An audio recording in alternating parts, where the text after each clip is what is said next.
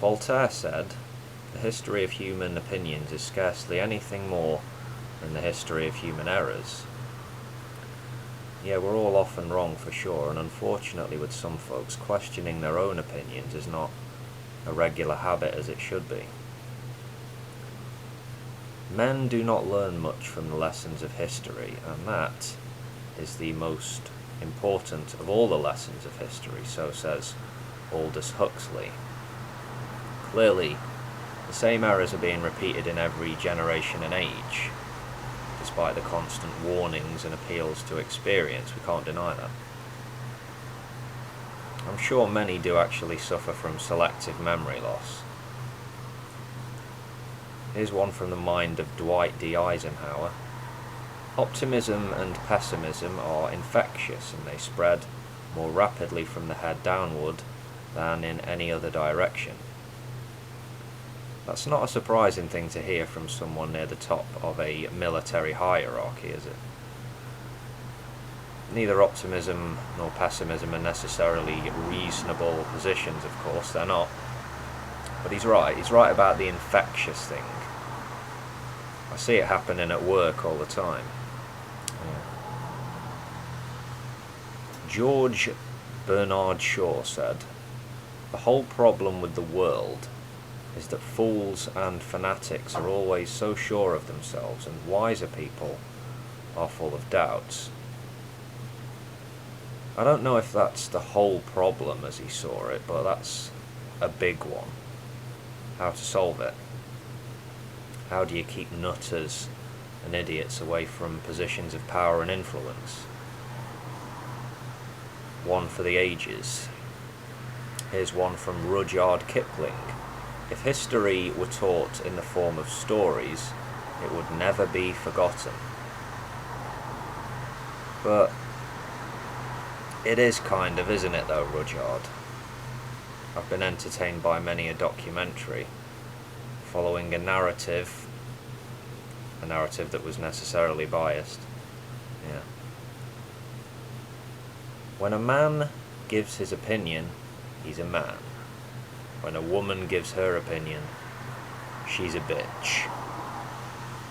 Bette Davis. Better to remain silent and be thought a fool than to speak out and remove all doubt. Famous one from Abraham Lincoln there. In my experience, the most foolish are the ones least inclined to keep their mouths shut in times when maybe staying quiet is the smarter course of action. Here's one from Georgie Washington. "It is far better to be alone than to be in bad company." Agreed. And much of the time, I'd just rather be alone than in any company, but that's just me. To live is the rarest thing in the world. Most people just exist, said Oscar Wilde. Would you call that an inspirational quote? Depends on how you view it, how you take it. A wake-up call, perhaps.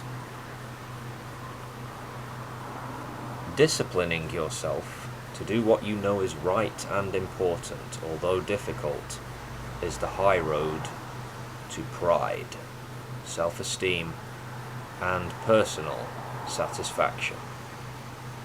So said Margaret Thatcher. That sounds truly smug.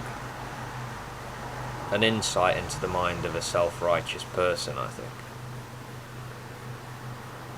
If you tell the truth, you don't have to remember anything. Mark Twain. I mean, technically speaking, that's not true, but I understand the point he was trying to make. When you lie, when you bullshit, it's not difficult to get caught up in or trapped by your own falsehoods. Dr. Martin Luther King Jr. once said, "Life's most persistent and urgent question is, what are you doing for others?" To which I say, It should be a question you ask yourself on a regular basis, but I suspect I might be surrounded by many who are untroubled by this consideration, but I don't know. Okay, one more to finish. All that we see or seem is but a dream within a dream. Edgar Allan Poe. He was a strange fellow, wasn't he? But a great writer. Anywho, see you later, folks.